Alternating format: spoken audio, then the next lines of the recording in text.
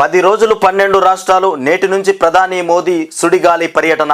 తెలంగాణలోను లోక్సభ ఎన్నికల ప్రచార సభలు, ఇక నేడు ఆదిలాబాద్లో, రేపు సంగారెడ్డిలో నిర్వహించబోతున్నటువంటి మోదీ సభలు, ఇక పలు ప్రారంభోత్సవాలు, శంకుస్థాపనలు కూడా మోదీ చేతుల మీదుగా తెలంగాణ రాష్ట్రంలో జరగబోతున్నాయి. ఇది 2 రోజుల ప్రోగ్రాం. ఇక మోదీ తెలంగాణ రాష్ట్రంలో కాలు పెట్టిండు, రేవంత్ రెడ్డికి ఫ్యూజులు ఎగిరిపోయేటువంటి పరిస్థితి నెలకొంటది. ఇక ఏం జరుగుతుందో, అటు కేసీఆర్ కూడా రంగంలోకి దిగబోతుండు. ఇక త్వరలోనే దిగుతాడంట. డేటు కూడా ప్రకటించిర్రు. ఆ డేటు కూడా మీకు చెప్తా నేను ఎప్పుడో. ఇక లోక్సభ ఎన్నికల షెడ్యూల్ త్వరలో వెలువడనున్నటువంటి నేపథ్యంలో ప్రధాని నరేంద్ర మోదీ రానున్న 10 రోజులు మొత్తం దేశవ్యాప్తంగా సుడిగాలి పర్యటన చేయనున్నారు. 10 రోజులలో దేశవ్యాప్తంగా సుడిగాలి పర్యటన చేయనున్నటువంటి మోదీ కేంద్రపాలిత ప్రాంతాల్లో వివిధ అభివృద్ధి సంక్షేమ కార్యక్రమాలను ప్రారంభించనున్నారు. ఇక పలు బహిరంగ సభల్లో ప్రసంగిస్తారు. ఇందులో భాగంగా ప్రధాని తెలంగాణలో వరుసగా 2 రోజులు పర్యటించనున్నారు. సోమ మంగళవారాల్లో ఆయన అధికారిక కార్యక్రమాలతో పాటు పార్టీ ఏర్పాటు చేసే 2 బహిరంగ సభల్లోనూ పాల్గొంటారు. ఇక ఆదిలాబాద్లో సోమవారం అభివృద్ధి కార్యక్రమాల ప్రారంభం తర్వాత పార్టీ సభలో ఆయన ప్రసంగిస్తారు. ఇక మొత్తానికి ఈ రకంగా మోదీ ముందుకు పోతుండో. తెలంగాణ రాష్ట్రంలో 2 రోజులు పర్యటన, 10 రోజుల్లో మొత్తం దేశవ్యాప్తంగా కూడా సుడిగాలి పర్యటన చేయబోతున్నటువంటి మోదీ, ఏది పార్లమెంటు ఎన్నికలను దృష్టిలో పెట్టుకొని ఈ రకంగా ఇక ఇప్పుడు కూడా మోదీ సర్కారే అధికారంలోకి రావాలనేటువంటి ఆలోచనతో ముందుకు పోతుండు. ఎందుకంటే ఇండియా డెవలపింగ్ మోదీ చేతిలోనే ఉంటుంది. అసలు ఏ గవర్నమెంట్ వచ్చినా ఇండియా అంత డెవలప్ కాదు. ముఖ్యంగా రాహుల్ వస్తే మాత్రం దరిద్రమే చుట్టుకుంటుంది. ఇక వీసీ అభ్యర్థులపై ఇంటెలిజెన్స్ ఆరా, త్వరలో ప్రభుత్వానికి నివేదిక. ఇక జాబితా నుంచి వివాదాస్పదులను తొలగించేటువంటి యోచన చేస్తున్నారట. ఇక విశ్వవిద్యాలయాల ఉపకులపతుల పోస్టుల కోసం ఇక దరఖాస్తు చేసుకున్నటువంటి అభ్యర్థుల గుణగణాలను తెలుసుకునేందుకు రాష్ట్ర ప్రభుత్వం తొలిసారిగా ఇంటెలిజెన్స్ వర్గాలను రంగంలోకి దింపింది. అవి దరఖాస్తుదారులకు సంబంధించి సమగ్ర సమాచారం సేకరిస్తున్నాయి. ఇక రాష్ట్రంలో ఖాళీగా ఉన్నటువంటి 5 విశ్వవిద్యాలయాల వీసీ పోస్టుల భర్తీకి తోడు ఇక మరో 8 వర్సిటీలకు వీసీలను ముందస్తుగా ఎంపిక చేసేందుకు ప్రభుత్వం నిర్ణయించి నోటిఫికేషన్ జారీ చేసిందట. ఇక ఇది ఇట్లా ఉంటే పూర్తిగా చూద్దాం. నోటిఫికేషన్ జారీ చేసింది. ఇక 10 విద్యాలయాలకు గత నెల 13 వరకు, వ్యవసాయ ఉద్యాన వర్సిటీలకు గత నెల 19 వరకు దరఖాస్తులు స్వీకరించారు. ఇక అంబేద్కర్ విశ్వవిద్యాలయానికి 208 ఉస్మానియా, 193 పాలమూరు, ఇక 159 ఇట్లా ఉన్నది మిగతా వార్త. ఇక 1వ తేదీన జీతాలు పెన్షన్లు చెల్లించాం. ఉప ముఖ్యమంత్రి మల్లు బట్టి విక్రమార్క. ఈ ఒక్కసారయ్యా వీళ్ళు ఖచ్చితంగా జీతాలు చెల్లించిర్రు, అట్లనే పెన్షన్లు వేసినామని గిప్పుడు చెప్పుకుంటుర్రు బల్లగొట్టినట్టుగా. ఇది ఒక్కసారి చేసింది వాళ్ళ పని, ఒక్కసారే. ఇక 5278 మందికి సీఎం చేతుల మీదుగా ఉద్యోగ నియామక పత్రాలు పంపిణీ. నేడు 5278 మందికి సీఎం చేతుల మీదుగా ఇవాళ ఉద్యోగ నియామక పత్రాలను పంపిణీ చేస్తారట. ఇక సీఎం రేవంత్తో భద్రాచలం ఎమ్మెల్యే భేటీ. ఎందుకు భేటీ అయిండు భద్రాచలం ఎమ్మెల్యే? కాంగ్రెస్లోకి వరంగల్ మేయర్. ఇక సీఎంను కలిసినటువంటి బంగారు శృతి. ఇక ఇప్పుడు మొత్తం మీద ఇట్లా చేరికలు ఎవరు చేరినా దాన్ని భూతద్దంలో పెట్టి చూపించేటువంటి కథనం ఏర్పడుతుంది. కాంగ్రెస్ వాళ్ళు ఇప్పుడు ఏం చేస్తారంటే ఎవరు చేరినా భూతద్దంలో పెట్టి చూపిస్తారు. మొత్తం మా కాంగ్రెస్ పార్టీలోకి వస్తారు. అంటే ఇక్కడ మోదీ బీజేపీ భాజపా పోయినట్టే, బీఆర్ఎస్ పోయినట్టే, 2 పోయినట్టే. తెలంగాణ రాష్ట్రంలో ఇవాళ బీజేపీకి బీఆర్ఎస్కే పోటీ. ఇక 6న కాళేశ్వరానికి నిపుణుల కమిటీ. ఎందుకు మళ్ళీ నిపుణుల కమిటీ? 6వ తారీఖున సాంకేతిక అవగాహన లేకుండా బ్యారేజీలను నీటితో నింపాలంటున్న బారాస నేతలు. నీటిపారుదల శాఖ మంత్రి ఉత్తమ్ కుమార్ రెడ్డి వీళ్ళకట తెలియదంట బ్యారేజీని నింపాలంటున్నారట నీటితోని. ఏది పునర్నిర్మించకుండానే, సాంకేతిక అవగాహన లేకుండానే బ్యారేజీలో నీటి నింపాలని చెప్తున్నారట. అవగాహన లేకుండానే బ్యారేజీని నిర్మించినరా, కాళేశ్వరం ప్రాజెక్టుని నిర్మించినరా. ఇక కాళేశ్వరం బ్యారేజీల పరిశీలనకు ఈ నెల 6న నేషనల్ డ్యామ్ సేఫ్టీ అథారిటీ ఎన్డీఎస్ఈ నిపుణుల కమిటీ రానుందని నీటిపారుదల శాఖ మంత్రి ఉత్తమ్ కుమార్ రెడ్డి చెప్పారు. ఎన్డీఎస్ఈ వస్తుందంట ఏది 6వ తారీఖున 6వ తారీఖు వచ్చి ఏం పరిశీలన చేస్తారో చూడాలి. ఇక కమిటీ సిఫార్సుల తరువాతే రాష్ట్ర ప్రభుత్వ కార్యాచరణ. ఇక డిస్కంల అనుమతి అక్కర్లేదు. ఇళ్లపై సౌర విద్యుత్తు ఏర్పాటుకు 10 కిలోవాట్ల వరకు మినహాయింపు కేంద్ర విద్యుత్ శాఖ గెజిట్ నోటిఫికేషన్ జారీ చేసింది. తాజా గెజిట్ ఉత్తర్వుల ప్రకారం ఇలా ఉందంట. ఇల్లు లేదా భవనాలపైన రూట్ ఆఫ్ ప్రజలు ఏర్పాటు చేసుకునేటువంటి సౌర విద్యుత్కు కేంద్రం మరో వెసులుబాటు కల్పించింది. 10 కిలోవాట్లు మరో వెసులుబాటు కల్పించింది. మొత్తానికి ఇళ్లపైన సౌర విద్యుత్ ఏర్పాటు చేసుకోవడానికి 10 కిలోవాట్ల వరకు మినహాయింపు. 10 కిలోవాట్లు 10 కిలోల వరకు మినహాయింపుతోని మొత్తం మీద ఏర్పాటు చేయబోతుంది. సోలార్ ఆంధ్రజ్యోతిలో చూద్దాం. ఈడ చూడు రయ్య, ప్రజాపాలనలో కొలువుల పండగ. ఇది కొలువుల పండగ. 5,192 ఉద్యోగాల నియామక పత్రాలు. ఇది కొలువుల పండగ. రేవంత్ చేస్తున్నటువంటి కొలువుల పండగ. ఉన్నవి చూపించడం, లేనివి ఎండబెట్టడం.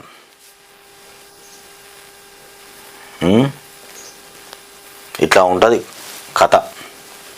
రేవంత్ సర్కార్ కథ ఇట్లా ఉంటుంది. ఇక తెలుగువారి ప్రభావం తగ్గుతోంది. దేశ రాజకీయాల్లో ఇది మంచిది కాదు. పార్ట్ టైం పొలిటీషియన్ల వల్లే ఈ పరిస్థితి జరుగుతుంది. పార్ట్ టైం చేస్తున్నటువంటి పొలిటీషియన్ల వల్లనే ఈ పరిస్థితి అట. ఇది మన మనుగడకే ముప్పు. మాజీ గవర్నర్ రామ్మోహన్ రావు ఆత్మకథ. పుస్తక ఆవిష్కరణలో సీఎం రేవంత్. ఉత్తరాది పెత్తనంపై పరోక్ష వ్యాఖ్యలు. ఇట్లా ఉంటే కాళేశ్వరానికి హాలిడే 4 నెలలు. కాళేశ్వరానికి హాలిడేనట 4 నెలలు. బ్యారేజీల డిజైన్లు నిర్మాణాలపై అధ్యయనానికి కమిటీ. మొత్తానికి కాళేశ్వరానికి 4 నెలలు హాలిడే ఇచ్చేసిరట. మొత్తానికి నిర్మాణాలు రిపేర్ చేయడం వాటి మీద పడతారట. ఏం చేస్తారో. మేడిగడ్డ, అన్నారం, సుందిల్ల బ్యారేజీల వైఫల్యాలకు కారణాలు, పరిష్కారాలు కనుగొనాలంటూ మార్గదర్శకాలు. 4 నెలల్లోగా నివేదిక సమర్పించాలని గడువు. ఆ తర్వాతే మరమ్మతుల పునరుద్ధరణకు అవకాశం. జూన్ జూలైలో వరదలు, మరమ్మతులకు వీల్లేనటువంటి పరిస్థితి. ఏడాది కాలం వృధా అవుతుందా అన్న అనుమానాలు. 6న ప్రాజెక్టును పరిశీలించినటువంటి నిపుణుల కమిటీకి అన్ని విధాలుగా సహకరిస్తామని చెప్తున్నటువంటి ఉత్తమ్ కుమార్ రెడ్డి. అయితే కాళేశ్వరానికి ఆ 4 నెలల హాలిడే. ఈ 4 నెలల మొత్తం దాన్ని పరిశీలన చేసి ఏముంది, ఏం కథ, దాంట్లో లోపాలైంది, ఈ 4 నెలలు దాని మీదనే పడతారట. ఆ 4 నెలల తర్వాత దాన్ని రిపేర్ చేయడానికి ఆలోచన చేస్తారట. ఇట్లా ఉందన్నట్టు. నేడే మోదీ రాక. ఆదిలాబాద్ బహిరంగ సభల్లో పాల్గొనున్నటువంటి ప్రధాని వచ్చే 5 ఏళ్లలో ఏం చేద్దాం. సర్కారు ఏర్పడగానే తొలి 100 రోజులే కార్యాచరణ ఏంటి. మోదీ అధ్యక్షతన కేంద్ర మంత్రి మండలి మేధోమథనం. వికసిత్ భారత్ 2047 పై చర్చ. డీప్ ఫేక్లతో జాగ్రత్త. మంత్రులు ఎన్నికల వేళ వివాదాలకు దూరంగా ఉండండి. విజేతలై రండి, మళ్ళీ కలుద్దామని మోదీ వీడ్కోలు సందేశం. వివాదాలకు వీటికి పంచాయతీలకు దూరం ఉండాలని మోదీ చెప్తాడు. కానీ కాంగ్రెస్లో మొత్తం వివాదాస్పదమైనటువంటి కథనాలే తెరలేపుతారు. కదిలిన యంత్రాంగం. జిల్లా కలెక్టర్ ఆదేశాలతో వట్టినాగుపల్లి భూముల సర్వే. అధికారులతో కలిసి వివరాలు సేకరించిన తహసీల్దార్ ఉన్నత అధికారులకు సమగ్ర నివేదిక ఇస్తామని వెల్లడి. తాను కొన్నది భూదాన్ భూమి కాదన్న ఎమ్మెల్యే పల్ల రాజేశ్వర్ రెడ్డి. వివరణకు రికార్డులకు కుదిరినటువంటి పొంతన. 2014లో భూమి రిజిస్ట్రేషన్, 2001లో రికార్డు నమోదైపోయింది. ఇది ఇట్లా ఉన్నది కథ. భూదాన్ భూముల్ని పరిశీలిస్తున్న గండిపేట తహసీల్దార్ శ్రీనివాస్ రెడ్డి. బీఆర్ఎస్లో పోటీకి సిట్టింగ్లు పడుతున్నారట. విముఖం మళ్ళీ తెరపైకి వచ్చేసింది బీఆర్ఎస్. బీఆర్ఎస్కు మరో షాక్. కమలం గూటికి ఆరూరి రమేష్. నేడో రేపు చేరేందుకు మాజీ ఎమ్మెల్యే ఏర్పాట్లు. వరంగల్ ఎంపీ సీట్లపైన బీజేపీ నుంచి ఆరూరికి హామీ ఇచ్చిరట. చేవెళ్ళ ఎంపీ రంజిత్ రెడ్డి. ఇక మానుకోట ఎంపీ కవిత, ఇక వెనుకంజ ఇప్పటికే బీజేపీలో చేరినటువంటి కొందరు, నేడో రేపో మరో ముగ్గురు కూడా చేరబోతున్నటువంటి కథనట. బీజేపీలో చేరుతారట బీఆర్ఎస్ నుండి. ఇక ముఖాముఖం అంటే విముఖం అంటూ ఏందో, ఇక బీఆర్ఎస్తో పోటీకి సిట్టింగ్లు విముఖం పడుతున్నారట. ఇక సీఎంతో వరంగల్ మేయర్ భేటీ, ఇక గుండు సుధారాణి హస్తం గూటికి వెళ్తారని ప్రచారం. ఇక కాంగ్రెస్లోకి 15 మంది బీఆర్ఎస్ కార్పొరేటర్లు, సీఎం రేవంత్ రెడ్డితో బీఆర్ఎస్ ఎమ్మెల్యేలు వెంకట్రావు భేటీ. కాంగ్రెస్లోకి వర్ధన్నపేట మున్సిపల్ చైర్పర్సన్ రెడీ అయిపోతుందని చెప్తారు. ఇక పట్టణ ప్రాంత తలసరి ఖర్చులో దక్షిణాదిన తెలంగాణే టాప్. ఇక ఆ జాబితాలో జాతీయ స్థాయిలో 5వ స్థానం, జాతీయ సగటు కన్నా మనదే ఎక్కువ. ఉత్తరాదిన పలు పెద్ద రాష్ట్రాలతో పోలిస్తే దక్షిణాది రాష్ట్రాలే ఈ విషయంలో మెరుగు. ఇక సిగరెట్లు, మద్యం, ఇక అద్దె, వైద్యం, రవాణా తదితర ఆహారేతర వ్యయాల పెరుగుదల. ఇక 11 ఏళ్లలో ఆహారంపై తగ్గినటువంటి ఖర్చు. 2022-23 గృహ వినియోగ వ్యయ సర్వేలో మొత్తానికి వెల్లడైనటువంటి అంశాలు. ఇట్లా ఉంది తెలంగాణనే టాప్ ఉండి, ఏది సిగరెట్లు, మద్యం, అద్దె, వైద్యం ఇట్లాంటి వాటిపైన జగన్కు భారీ ఓటమి. ఆంధ్రాలో ఇక టీడీపీ గెలుపు ఖాయం, ప్రజలు అభివృద్ధి కోరుతారంటూ ఇక్కడ ఇంకో వార్త. ఇది ఆంధ్రకు సంబంధించిన వార్త. మా తెలంగాణ రాష్ట్రంలోనే పొరక భరించలేకపోతున్నామంటే అదొకటి. ఇక టీచర్ పోస్టులకు దరఖాస్తులు నేటి నుంచి, అభ్యర్థులకు ఏప్రిల్ 2 వరకు అవకాశం. ఇక రోస్టర్ సబ్జెక్టుల వారి పోస్టుల ప్రకటన. ఇది ఇట్లా ఉంటే ఇక ఇండియా ఎన్నికల బేరీ. ఇక పాట్నా సభలో లాలూతో మాట్లాడుతున్నటువంటి రాహుల్ ఖర్గే. పాట్నాలో భారీ స్థాయిలో జన విశ్వాస్ మహా ర్యాలీ. ఇక రాహుల్ ఖర్గే, అఖిలేష్, తేజస్వి, లాలూ హాజర్.